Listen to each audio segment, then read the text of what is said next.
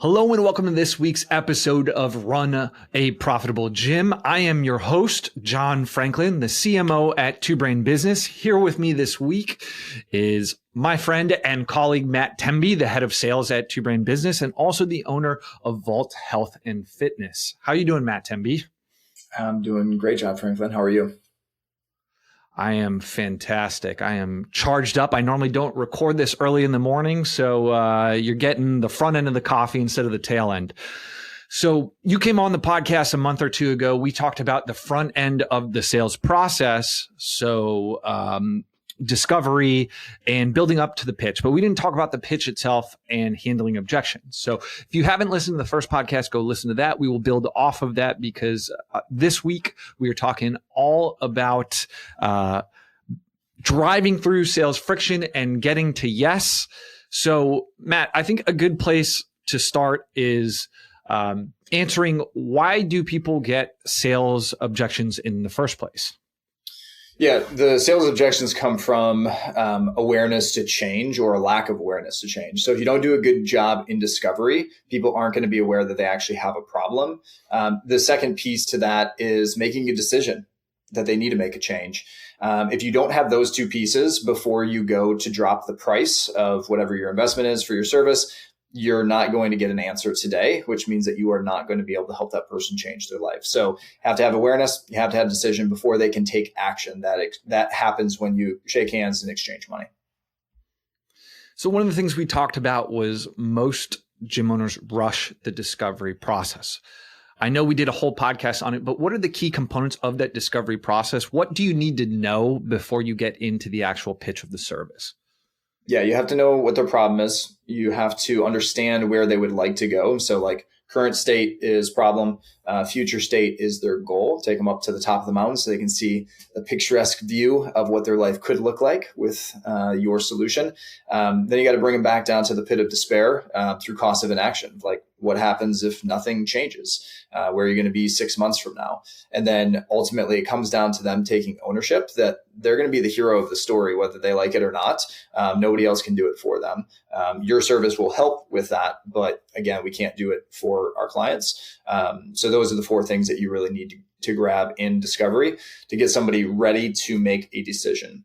Whether they decide yes or no, that is going to be what we talk about today. But we need to help them make a decision today.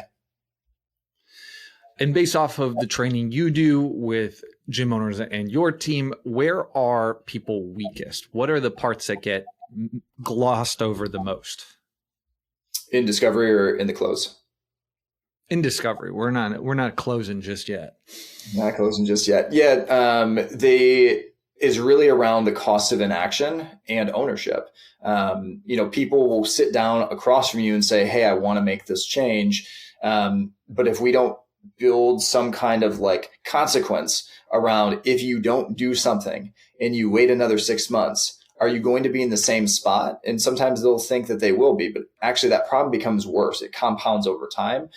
So we have to help them be aware of what is actually going to happen if they don't do something about this. And then they have to know that they have the king, or they're the king or queen of the castle. They have the key to the kingdom. So if they really want to make a change, they have to step up and take action to do that.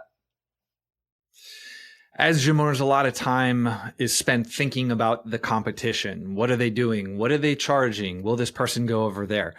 But Matt touched on a good point. A lot of times you are not competing against the competition. The real competition is inaction. That person going back to their couch, telling you, hey, I'm going to think about it. You let them walk out the gym and then they just do nothing.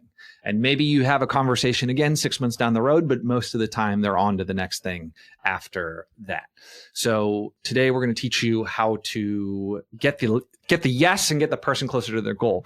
Now, assuming the discovery is tight, and again, if you want a full hour breakdown of the discovery, go listen to the first podcast that I did with Matt a couple months ago.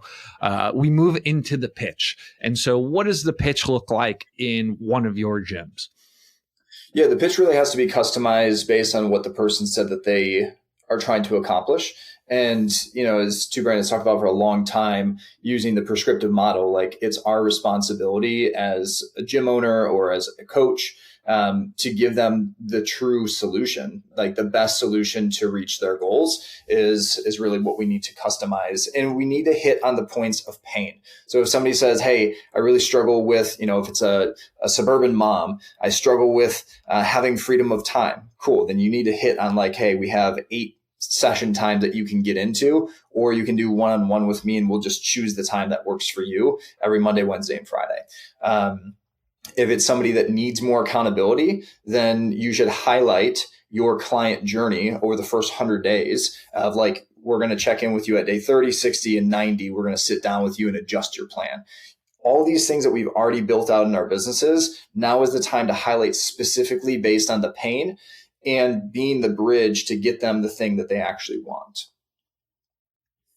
Is this something where you're going to deliver 3 different membership options and allow them to choose from a menu, or are you giving them one membership option and then based off of what they say, upselling or downselling?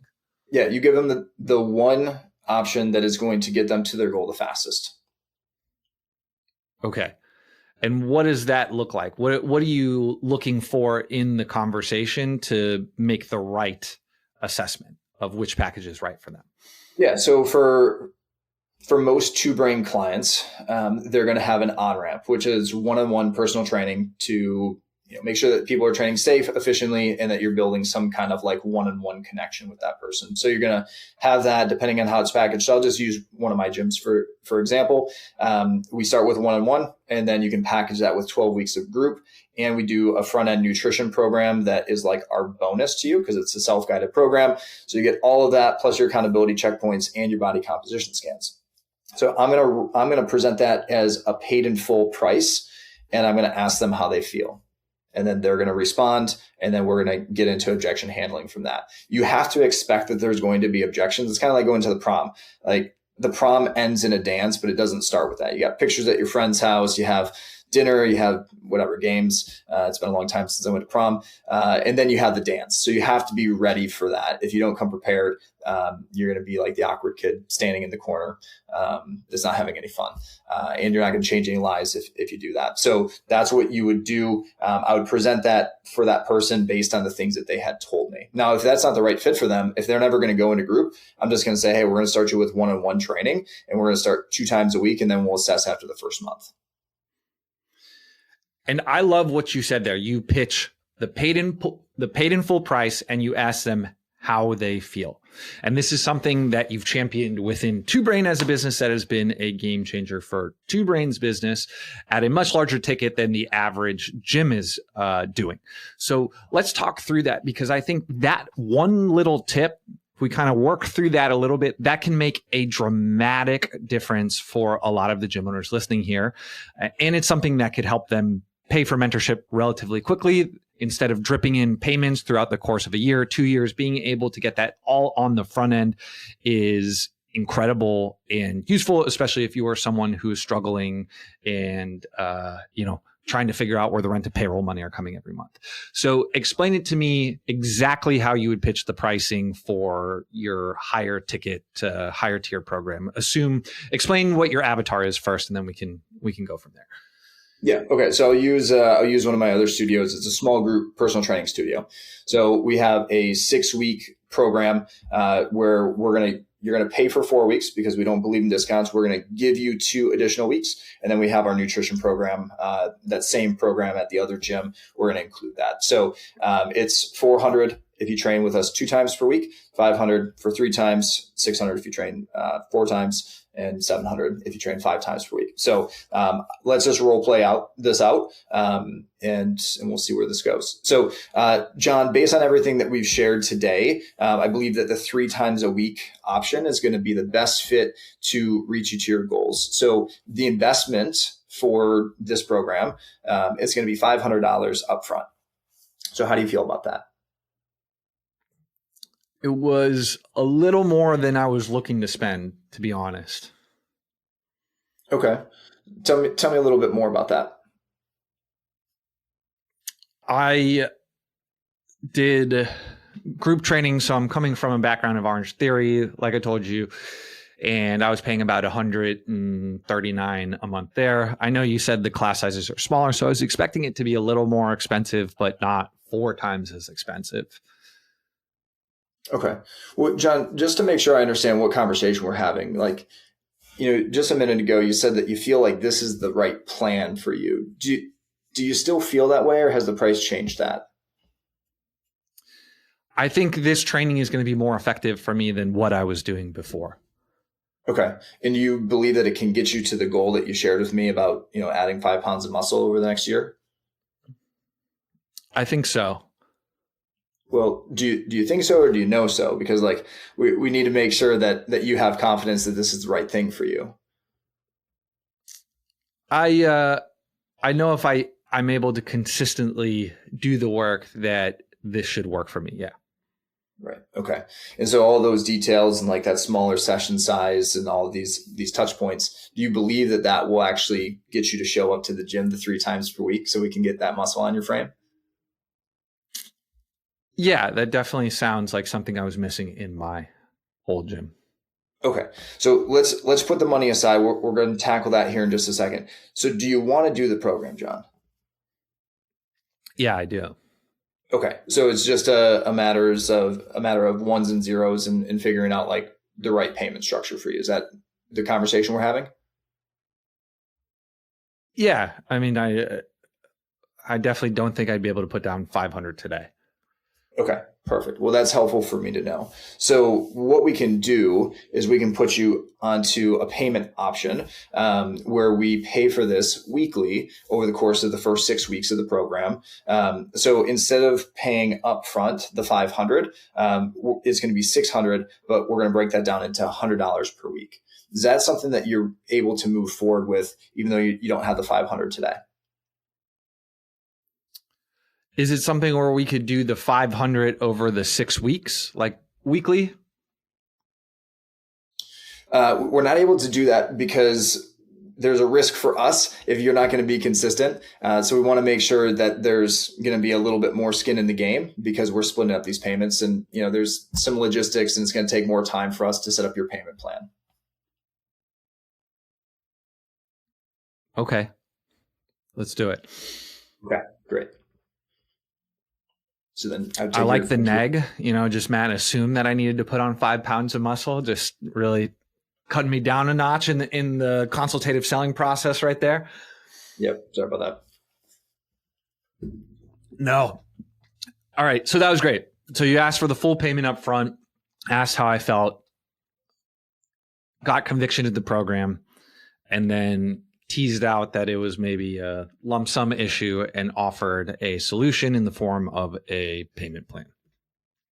Yeah, and you gave me that information. So if you didn't volunteer that, that's the next question. Is like, do you have the $500 and you're just like a little concerned about giving that to me, or do you not have the $500? So let's just go back and role play that you don't have the $500. Okay. You can hit me with I think you were at the ones and zeros part. I'm assuming that would be the. Yeah. Or is this just John, is this just a simple case of figuring out the ones and zeros? I just don't have the $500 to get started. Okay. Well, if you don't mind me asking, so like, it sounds like we're sitting on the same side of the table and we're just trying to get a solution of how we can get you started. Is that right? Yeah, I would like to figure out a way to make this happen. Perfect.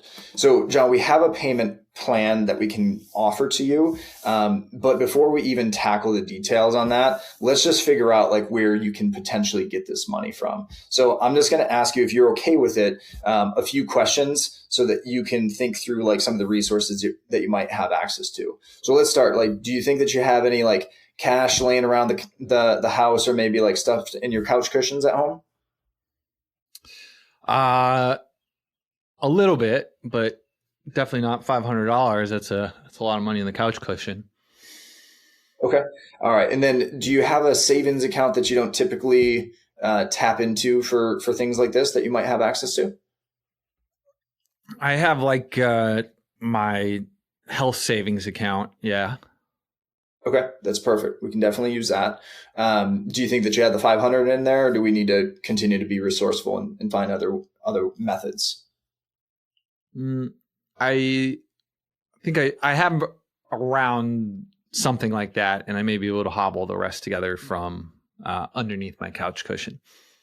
Okay, well, I'm going to give you just a couple other options just so that you have these in the back of your mind. If you have a credit card that you don't typically use, that could be an option that you could put this on. If you typically use a credit card, you might have just like your regular bank checking account. And then something else that you could probably do, if you have people in your life that love you and that usually give you not super practical gifts for your birthday or for like Christmas, instead of them giving you that thing, you could probably just ask them for money in advance, and like hold the gift and just tell them, hey, I'm doing this important thing. Could you give that, that sock and underwear package that I'm going to get at Christmas? Can I just get that money up front? So those would be some other options if you don't have enough in the couch cushion and in the HSA savings account. All right, so let's engineer a way to make this happen. Cool. Let's do it. And then I'm assuming if it was something where it just wasn't there, you could downsell into a smaller package.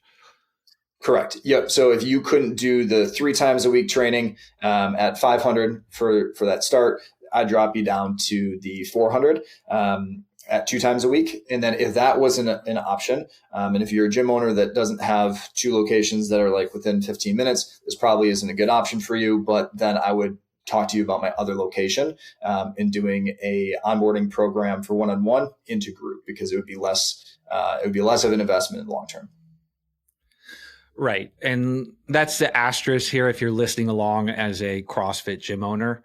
I'm assuming, since it's a small group training facility, that the people, like, how often do you get into a situation where someone doesn't have $500 to their name to get started? Yeah, happens weekly. But it's less frequent than maybe some of your larger group gyms. Yeah. Okay. So just an asterisk there, like it's a more premium gym, you're going to have a more premium clientele. This may happen a little bit more if you are lower ticket or an access facility that's maybe trying to sell some personal training. So just a caveat there. Okay. Yeah. So we handled that. And that was basically it's a pricing objection right there. So that is one objection. Let's kind of talk through the most common objections, because we may have skipped over that step getting into role play here. Yeah. So most common objections that you're going to have is think about it, which is like probably the number one that you're going to get in a gym setting. You're going to get partner occasionally. And then you're going to have money, fear, or logistics. Now, nobody's coming out and saying, I'm afraid, right? You have to, as you build your sales skills and you have more and more reps, you're going to identify and you're going to have to label that for the person. And you'll have to ask, like, do you think that this might be a little bit of fear coming out? And then there's 4 different types of fear that we can talk about. And then there's logistics. And logistics is the simplest one to solve. That's typically like, hey, I have spring break coming up, or I'm going to be traveling for work next month and I don't want to miss a week. Those ones are really simple to handle. And that's probably one of the most common that people are getting right now as we go into the summertime, especially if you are anywhere on the coast. Everyone has travel, vacation, summer house, all those things. So how do you handle the logistics objection? Because I am sure that is one that our listeners get frequently. Yeah. Do you want to role play this, or you want me just to kind of walk you through it? You can just say, hey, if we get to the end, I can tell you, hey, this all sounds good. I want to sign up, but in September. I'm going to be traveling a lot with the kids, and it just doesn't make sense for me to do something like this right now if I'm going to have to stop for 2 weeks to go to Italy and then stop for another 2 weeks when I go to California. Yeah, got it. Okay. So, John, do you typically do a lot of travel throughout the course of the year? It's a lot more in the summertime when the kids are off school. Okay. But it's something that's like going to be part of your regular lifestyle for the rest of your life, probably? In the summertime, yeah. Okay, cool. And you said that you want, like, part of your goal is just like to be consistent so that you feel better and that you have more energy for life in general. So seems like this is going to pop up like, you know, every 9 months. So what I would suggest is like, we can take care of the logistics. I'm not worried about you being gone for a month this summer. Like, we'll handle the billing stuff appropriately for you. But is the program still something that you want to do? Yeah. Okay. Well, today's July 1st, and you said that you're going to travel in August and then again in September. So, you could punt this, another 10 weeks, 10, 12 weeks. Or what we can do is we can get you started now. And then, like I said, my team and I will handle the 4 weeks that you're going to be gone. That's no problem. But that way we can start making progress towards your goal of being consistent and having more energy. And you're probably going to enjoy these trips that you have coming up in August and September a little bit more if you do that. So would you like to go ahead and get started today, and then we'll take care of that other stuff later? I would love to, Matt. Cool. Then let's do it. So when it comes to logistics, you have to put their mind at ease. And the simplest way to do that, when you hear that logistical objection, just say, hey, that's no problem. We'll take care of it. And then you, as the business owner, and you can empower your team to say, that's not a problem. And then you guys can figure it out in the back office, on the back end, of how you're going to go about handling that for this new client that you're going to help change their life. All right. So we handled it's too expensive, or some questions about the pricing. We just went through logistics, which is probably one of the more common ones that you're getting now. Let's talk about the spousal objection. So how do you handle the spousal objection? Yep. So when somebody says, yeah, that sounds great, I just need to go home and talk to my spouse about it, you are going to lower sales resistance, because if you're like, well, what do you need to talk to your spouse about, right? You're going to trigger sales resistance. They're going to want to get out of that conversation as quickly as possible. So you're going to say, yeah, that's no problem. Like, I have a partner too. I totally get that.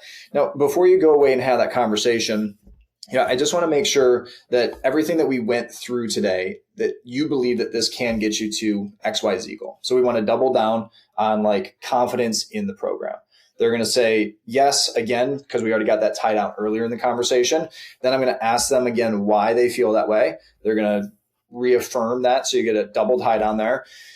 And then you say, okay, and when you take this time to go away and talk to your spouse about this, like, what's coming up in your mind that makes you want to have that conversation? And so they're either going to give you a different objection. They're going to give you the real objection of like, hey, we have a vacation coming up where we're going to be spending a month away at the lake house. Or, well, I just got to talk through the money with them. Or, I'm concerned because like I've done a program like this in the past and it didn't go super well. So that would give you the real objection, right? So then you can dig into one of those three. Now, if they stick with it of like, well, this is just like how we make our decisions, then you're going to try to punch a hole through that of like, okay, did you talk about like this meeting that you were coming to? Did you guys like make a decision on that together? Well, no, like I just saw it online and I like booked it in.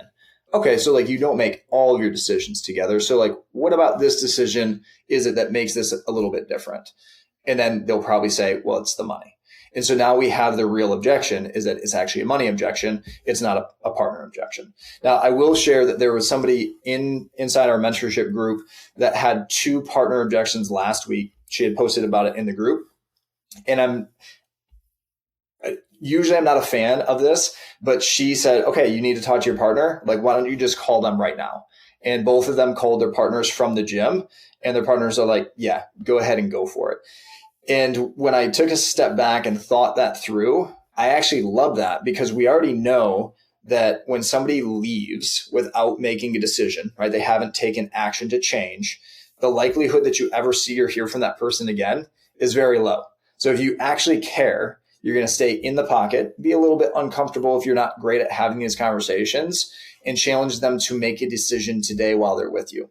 It's easier to be part of the conversation today than you just taking an order of like, yep, I'm signing up, or no, I never want to talk to you again, when they talk to you next Monday.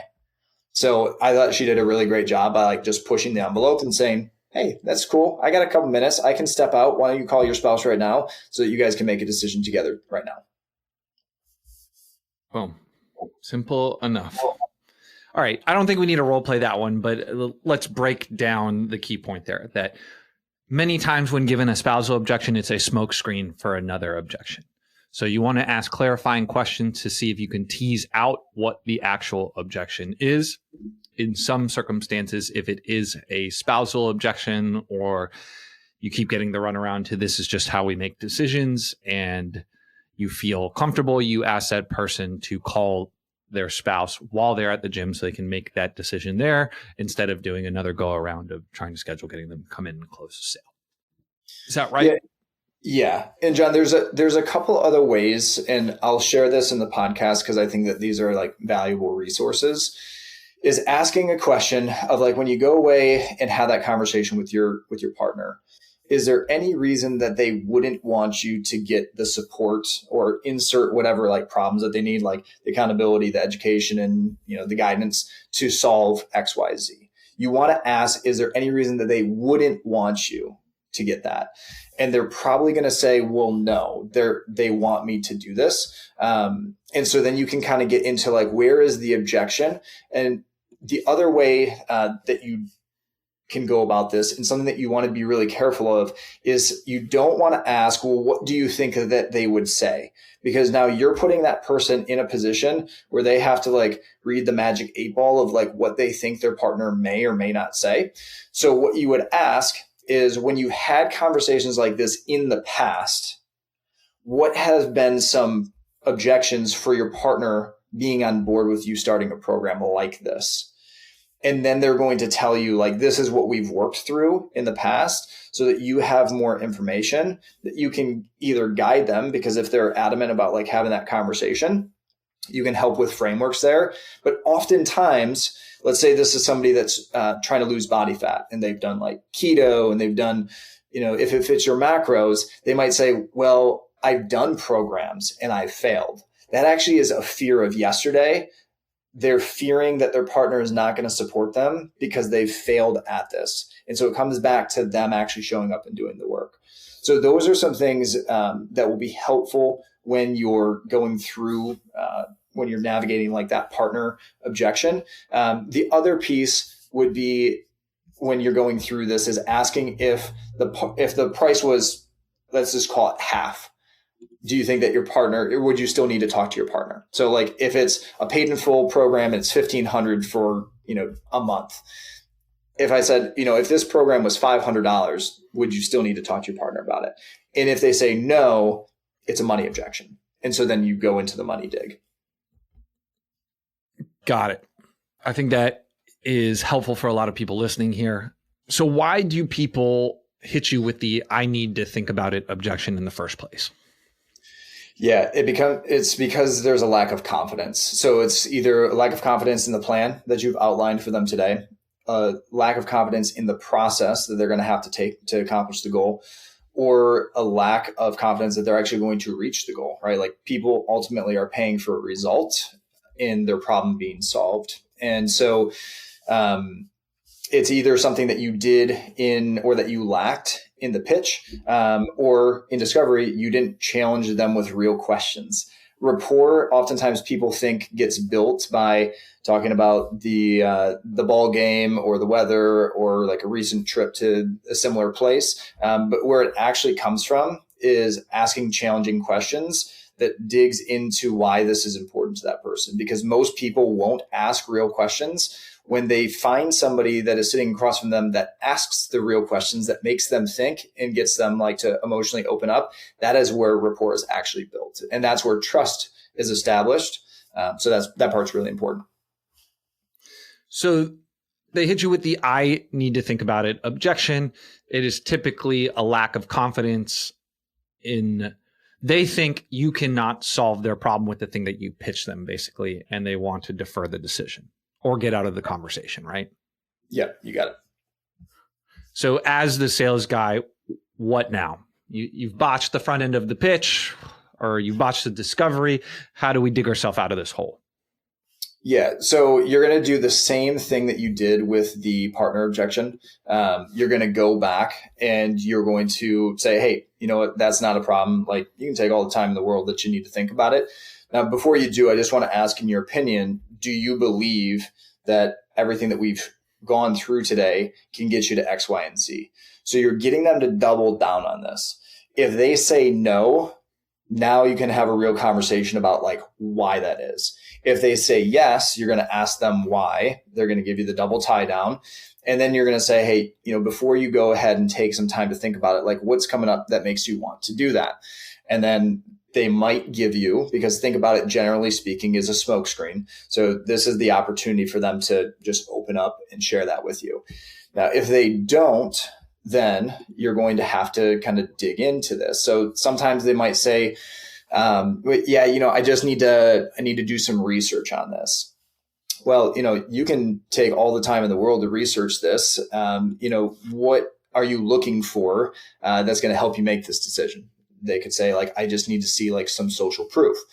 Now you can also say, hey, you could end up spending years researching this, but generally we already know in our heart what we want to do. And it's okay for you to say no. So if I can challenge you to make a decision today, do you want to do this program or do you not want to do this program?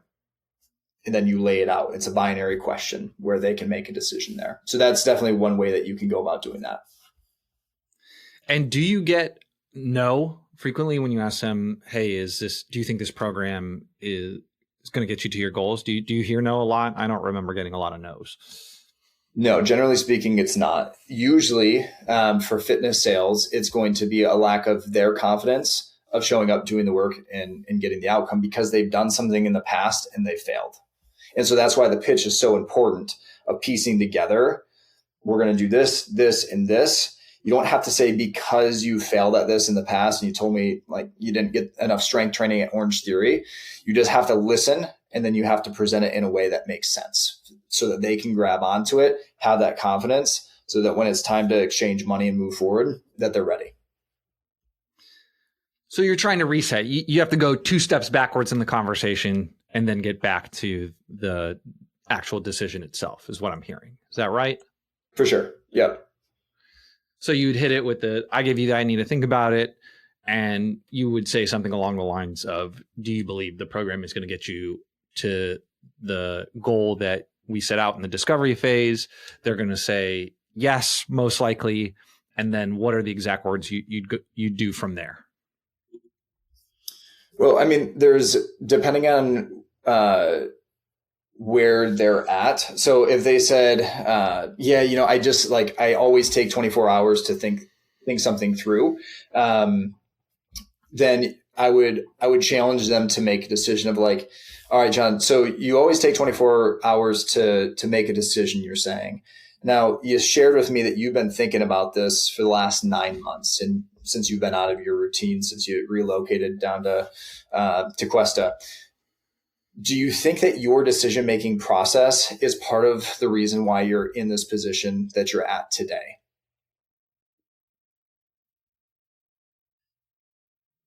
They'll probably say something along the lines of, yes, I know I've been needing to do something for a little while now.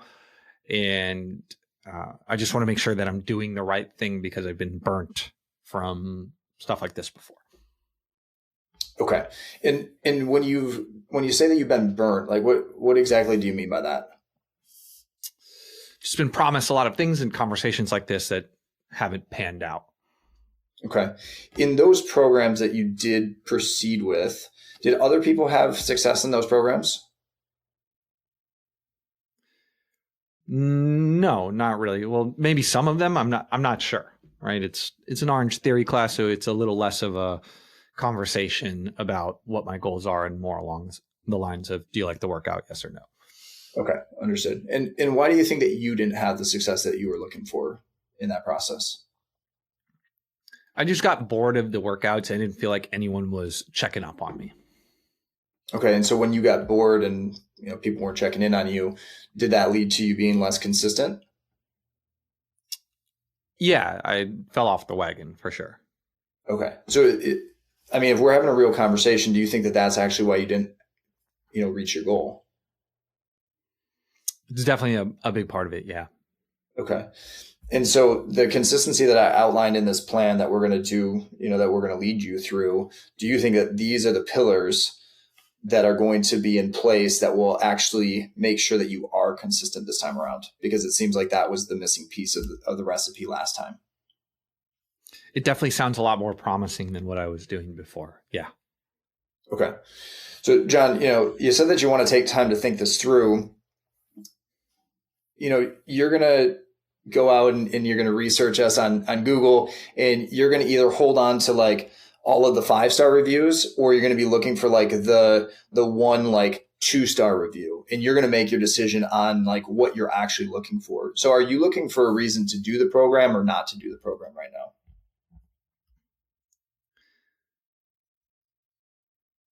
I'm looking for validation that this is going to work for me. If I make the investment, that I'm going to get where I need to go.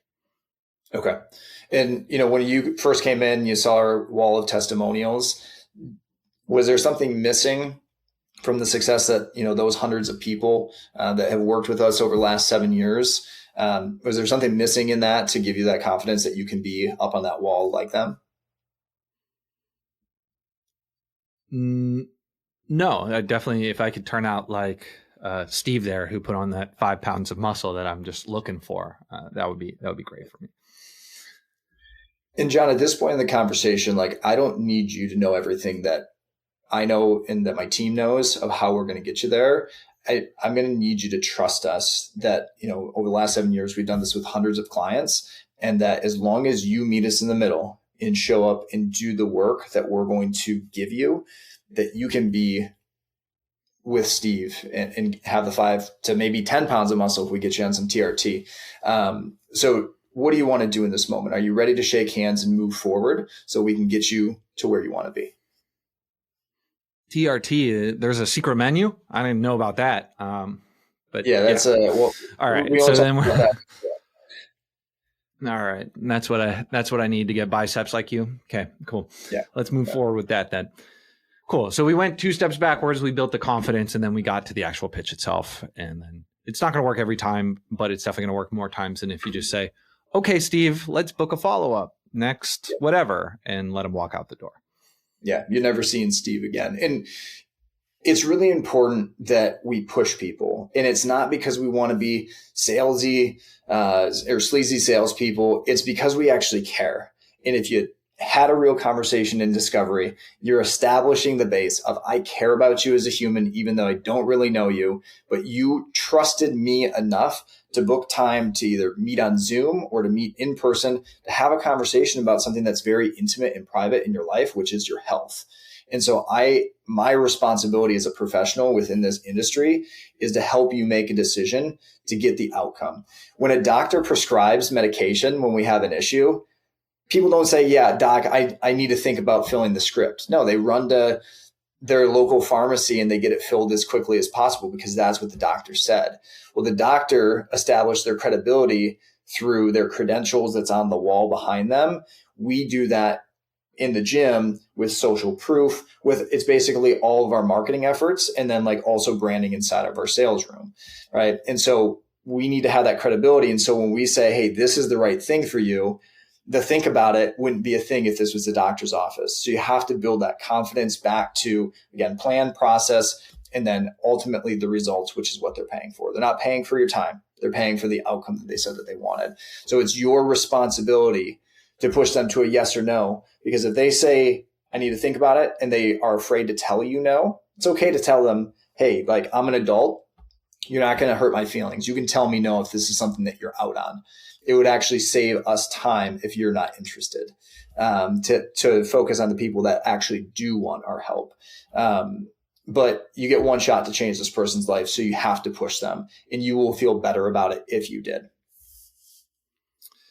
One thing worth noting here is throughout all of these objections, one of the things that you're doing well is you are keeping control of the call, the sales process.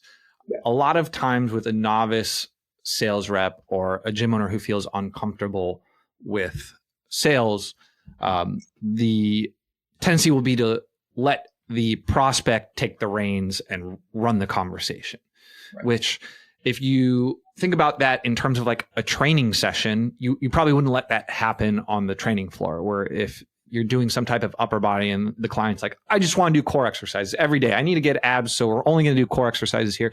You probably wouldn't allow that to happen as a trainer. You would say, hey, this is my area of expertise. And by taking this type of control and showing this confidence in the sales conversation, a lot of that parlays onto the training floor, especially if you are selling specialized small group coaching packages, which most people listening to this podcast will be. So what are some tips you have for the gym owner listening on how to keep control throughout the entire sales conversation? Yeah, I mean, when you're driving your car and you have a passenger, do you like ever let them reach across and grab the steering wheel when you're driving? No, like you push their hand off and say, hey, like I'm in control here. Like, let me drive. I'm taking us to the destination. Like we're going to get there safely.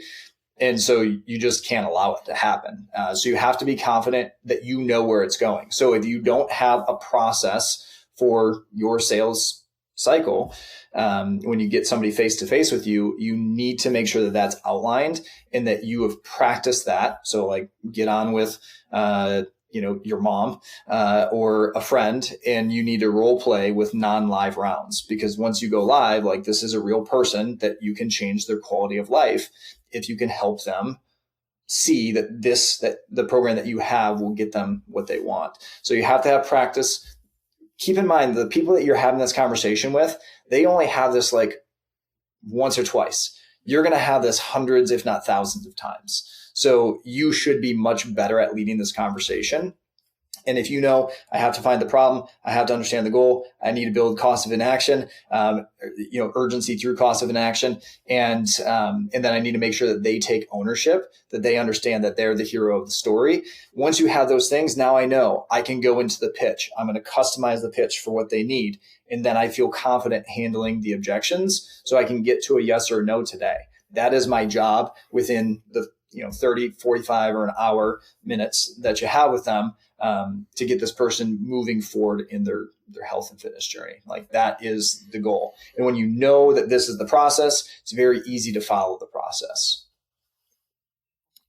You spoke earlier about the inherent fear of not being the inherent fear of being the sleazy sales guy. You don't come from a sales background, and you had that fear, and you went from being okay to someone who's one of the best at sales in the Two Brain network. How did that happen? What did you do to get to that point? If you are talking to yourself 5 years ago, what advice would you give that person? Yeah, I didn't understand that selling is actually helping. Chris Cooper wrote a book called Help First, and it's a book about sales. And so once I wrap my mind around like, okay, this person doesn't make a decision today, it's going to be really hard for me to ever have another conversation with them. And usually it's going to be like 6 to 12 months down the road, and they're going to say, hey, I regret not doing this the first time. The pain that caused me of like, oh, it was because I was not good at my job and I didn't help them make the right decision and like push through their fear or push through the money objection or, whatever it was, the logistics objection that I didn't know how to handle. I was like, I need to advance my skills as a professional, both for sales and in my gyms. And so I invested in sales mentorship because I spent a lot of my day helping people make decisions. And that's what I tell people when they're like, hey, I don't want to be sold to. It's like, that's fine. I'm not going to sell to you. I'm going to offer you help. It's your problem. It's my solution. It's your decision. You get to decide what happens here. But my job is to help you make a decision today. So Matt credits mentorship with a lot of his success in the sales process. If you are someone who's struggling with this, get yourself a Two Brain mentor. We have scripts. We have ways to handle objections. We work through some of these conversations. There are people always looking to role play the sales conversation within the Two Brain groups. So head over to twobrainbusiness.com and you can book a call with maybe Matt or someone else on the team. If you need something a little more immediate, head over to gymownersunited.com. It is our free Facebook group for gym owners. Matt is in there. I am in there. People ask sales questions all the time. We're happy to jump in and give you our 2 cents, but nothing replaces getting reps and nothing replaces getting mentorship and coaching. Again, Matt, thanks for making the time for doing this. If someone wants to go find you on the internet, where is the best place to find you? Yeah, you can find me on Instagram at Temby Training, Temby Training. That's probably the best spot to follow along. Now, John, if we can we give the listeners a bonus if they've listened this far? Yeah, let's do it. Okay. So I wanted to circle back to something that we talked about in partner, because this is often something that will come up. So this is like kind of a word track that you can use if somebody is like adamant, yeah, I gotta talk to my partner. So what I would say to that person is, okay, so when you go and have that conversation to your partner, they're going to probably ask what the price is, right? Yeah, of course. Okay. And so the only data point that they know about this entire process is how much it costs. And they don't understand how it's going to solve the problems that you have. Is it really fair for you to take all of this information back to your partner and to put the responsibility on them to make a decision based on just the price? And then that person typically says, no, you're right, that wouldn't be fair. And it's like, they don't have full context. So I'll say, okay, so based on that, do you really need to talk to your partner about this? Or is there something else that's causing a lack of certainty of this being something that you're ready to move forward with right now? So that's the bonus tip. Because you guys listen to the end, always listen to the end of the podcast. And Matt does. He actually listens to the end of every podcast, which is you're one of the few, and we appreciate that about you, Matt. That is it. We're going to call it for this week's episode of Run a Profitable Gym. If you enjoyed this, subscribe for more content to grow your business. And like I said, head over to gymownersunited.com, pop in there. We're always there to help you answer any questions you have about running a profitable gym. I'm John Franklin signing off. We will see you next week, gym owners.